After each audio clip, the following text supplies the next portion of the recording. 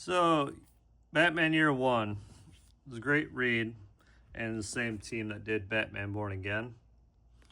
I like Born Again probably more, even though Batman would be my favorite character, mostly because of Batman the Animated Series, right? And I just, you gotta love the artwork here that he does. But as far as the story, I don't really, the reasons why I like this story and what I think is the key part is Jim Gordon. We already know Batman's origin, and there's some cool parts in there about that, but I think Jim Gordon is what really is the defining and what this story is all really about. Because even you got Catwoman, Alfred's not really in here. You get these points where, but when you really wait for it, you're like, oh, I'm waiting for Jim Gordon. He's busting down, breaking down corruption and whatnot. And that's the big story of it. You get these key points. Oh, all right, it's Batman. Cool. It's like, I waited this long for this. 18 years. But again, right here, you go back to Jim Gordon. And it writes down there.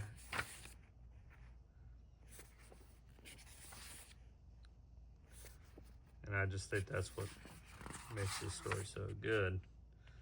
Because he's showing, oh, well, this city is messed up, just like it was when you watched The Dark Knight. And Jim Gordon coming in. Well, he didn't come in. He was already in the city at that point. Between Batman Begins and The Dark Knight. Where it's obviously a corrupt regime, a police force. And he has to deal with what he's got to deal with.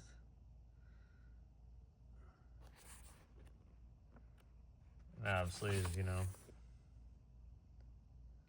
quite controversial on how things go for him. And, they're taking out Batman. That's cool points right here like this.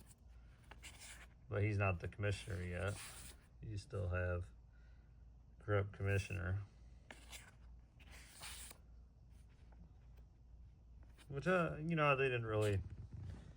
They could have done more about that kind of with the Dark Knight, but he was a side character, I guess.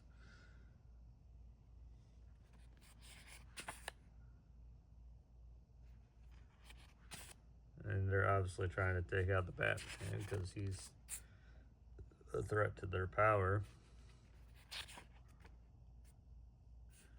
And Jim Gordon's kind of seeing, here's a shining light of how things can go. Because he's already witnessed it. But he's also not perfectly innocent himself when it comes into this lady comes in and he gets attached to her. So it does show the flaws in his, even he can get somewhat touched, and then he gets blackmailed and whatnot. But he, cut it off because he already realized, like, hey, I got a family.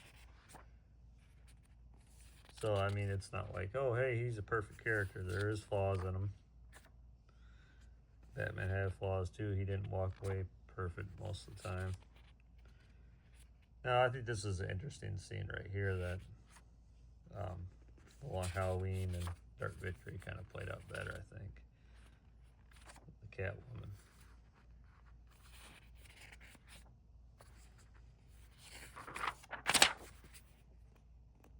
Interesting scene right here. He takes off on the bike, goes after that.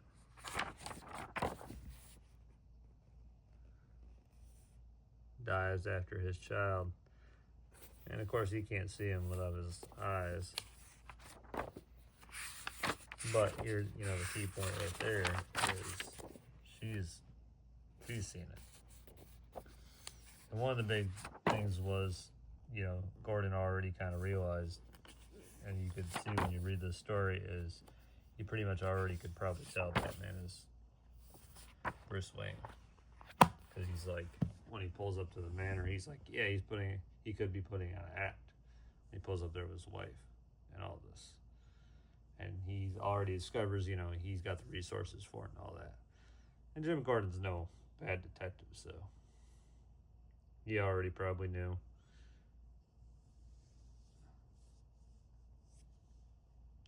But yeah, one of the greatest reads. I don't know. What do you think? You prefer this over Dark Knight Returns? You know, Long Halloween, Daredevil, Born Again. What's one of your favorite Frank Miller?